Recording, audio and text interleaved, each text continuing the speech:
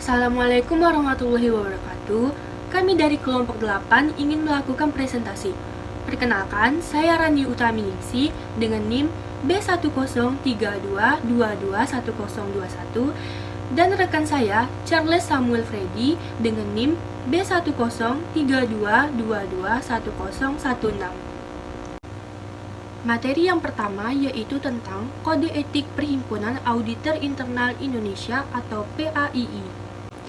Pengertian PAII, Perhimpunan Auditor Internal Indonesia atau PAII adalah organisasi profesi auditor Indonesia yang bersifat profesional, bebas, dan non-politik. Didirikan di Jakarta pada tanggal 12 Mei 1999. Kode etik yang diterapkan oleh PAII ada dua. Yang pertama, Kode Etik PAII berlaku bagi organisasi, profesi, dan semua anggota PAII yang bekerja pada departemen atau bagian audit internal suatu organisasi atau perusahaan.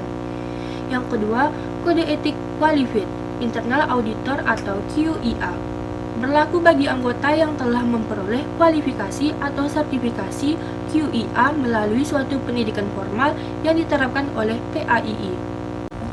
Pasal-pasal 1. PAII berasaskan Pancasila dan Undang-Undang Dasar 1945. 2. Para anggota diwajibkan untuk bersikap jujur, objektif, dan hati-hati dalam menjalankan tugas-tugas maupun kewajiban-kewajiban. 3. Untuk mempertahankan kepercayaan dari pemberi tugas, para anggota harus menunjukkan loyalitas kepada pemberi tugas. Walaupun demikian, anggota dilarang untuk mengambil bagian dalam kegiatan-kegiatan yang menyimpang atau melanggar hukum. 4. Para anggota harus menghindari untuk terlibat kegiatan yang dapat menimbulkan konflik dengan kepentingan pemberi tugas atau yang dapat menimbulkan prasangka yang meragukan kemampuannya untuk secara objektif menyelesaikan tugas dan kewajibannya. 5. Para anggota dilarang untuk menerima imbalan atau hadiah dari pemberi tugas, klien, pelanggan, atau relasi bisnis pemberi tugas, kecuali yang menjadi haknya. 6. Para anggota harus bersikap bijaksana dan hati-hati dalam menggunakan informasi yang diperoleh dalam melaksanakan tugasnya. Para anggota dilarang untuk menggunakan informasi rahasia untuk kepentingan pribadi atau menggunakan sedemikian rupa sehingga merugikan kepentingan pemberi tugas. 7. Dalam menyatakan pendapat, para anggota harus menggunakan semua kemampuannya untuk memperoleh bukti-bukti yang memadai yang dapat mendukung pernyataannya. Dalam laporannya, para anggota harus mengungkapkan fakta-fakta material yang diketahuinya yang tidak diungkapkan akan dapat mengubah laporan hasil kegiatan yang direview atau dapat menutupi adanya praktik-praktik yang menyalahi prosedur dan kebijakan. 8. Para anggota harus secara terus-menerus berusaha meningkatkan keahlian dan keaktifan dalam melakukan pekerjaannya. 9. Para anggota harus mematuhi peraturan dan mendukung pencapaian tujuan PAII dalam menjalankan profesinya. Para anggota harus selalu sadar akan kewajibannya untuk memelihara standar yang tinggi tentang kompetensi, moralitas, dan kehormatan yang telah diterapkan oleh PAII dan para anggotanya. Kode etik PAII terlihat sangat singkat dan sederhana. Karena terlalu singkat dan sederhana, ada beberapa hal peraturannya yang tidak jelas atau lengkap, yaitu A. Kompetensi yang menyangkut persyaratan pengetahuan minimal yang diperlukan melalui pendidikan formal tidak diatur secara eksplisit. B.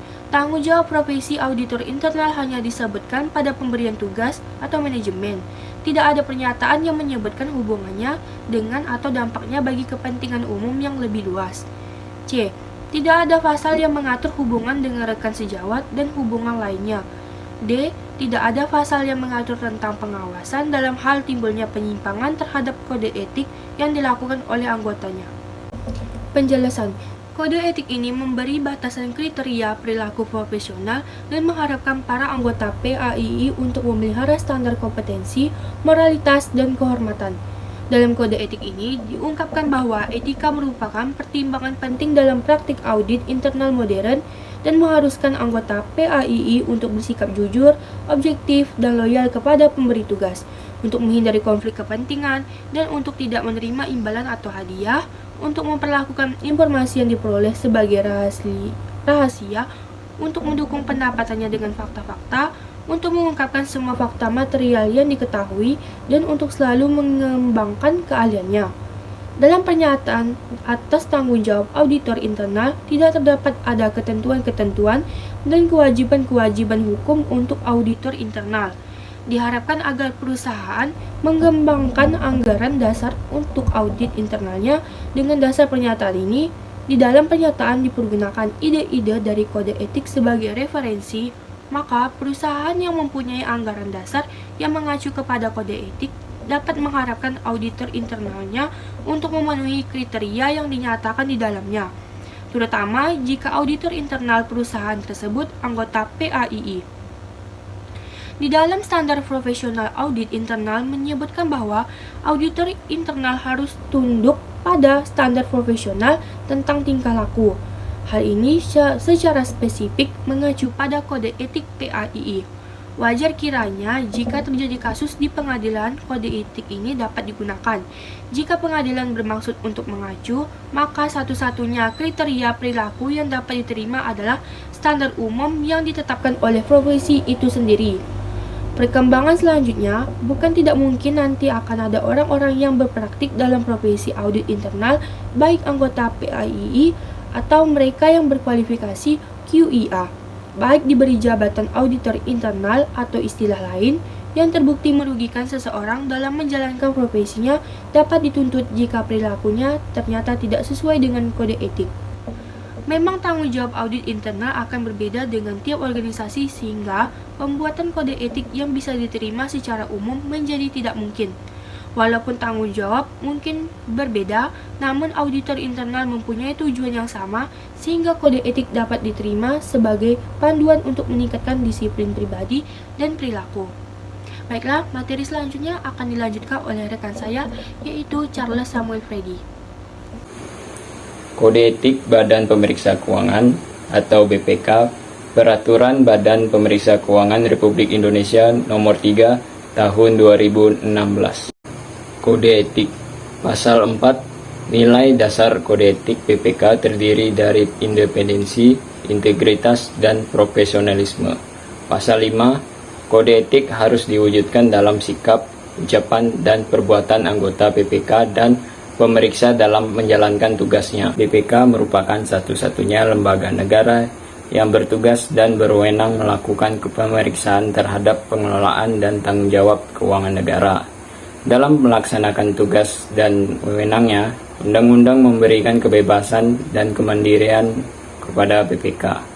Kebebasan tersebut meliputi kebebasan untuk menyusun perencanaan dan kebebasan untuk melaksanakan dan melaporkan hasil pemeriksaan, sedangkan kemandirian mencakup ketersediaan sumber daya manusia, anggaran, dan sarana pendukung lainnya yang memadai. Dalam rangka mencapai keberhasilan dalam pelaksanaan tugas dan wewenangnya, BPK memerlukan nilai-nilai dasar yang meliputi independensi, integritas, dan profesionalisme sebagai kode etik BPK yang berlaku bagi anggota BPK dan pemeriksa. Kode etik sebagai nilai-nilai dasar merupakan pedoman untuk dipahami, diamalkan, dan diwujudkan dalam sikap, perkataan, dan perbuatan yang diarahkan kepada terwujudnya BPK dan pemeriksa yang etis, bermoral, berdisiplin, profesional, produktif, dan bertanggung jawab dalam melaksanakan tugas dan wewenangnya sehingga diperoleh hasil pemeriksa yang bermutu bagi penyempurnaan tata kelola keuangan negara yang lebih baik. Kode etik bukan bersifat normatif, tetapi merupakan nilai-nilai dasar. Dalam pelaksanaannya, tidak terbatas pada kewajiban dan larangan tercantum dalam peraturan BPK ini. Adapun yang menjadi sasaran dalam menerapkan nilai-nilai dasar adalah sebagai berikut. 1. Menumbuh kembangkan nilai-nilai moral dalam melaksanakan tugas dan wewenangnya yang bersumber pada nilai-nilai Pancasila, agama, etika, dan peraturan perundang-undangan serta standar dan pedoman pemeriksaan. 2. Memperbaiki persepsi, pola pikir, dan perilaku menyimpang dalam melaksanakan tugas dan wewenangnya, dan sekaligus untuk mempercepat pemberantasan korupsi, kolusi, dan nepotisme atau KKN. 3. Meningkatkan keahlian dan keterampilan melalui forum-forum profesional agar menjadi peka, kreatif, dan dinamis untuk memperbaiki kinerja secara berkesinambungan. Yang terakhir, keempat, meningkatkan kepercayaan masyarakat terhadap martabat, kehormatan, citra, dan kredibilitas BPK dan hasil pemeriksaannya. Mungkin itu saja materi dari kelompok kami. Atas kekurangannya mohon maaf. Sekian dan terima kasih.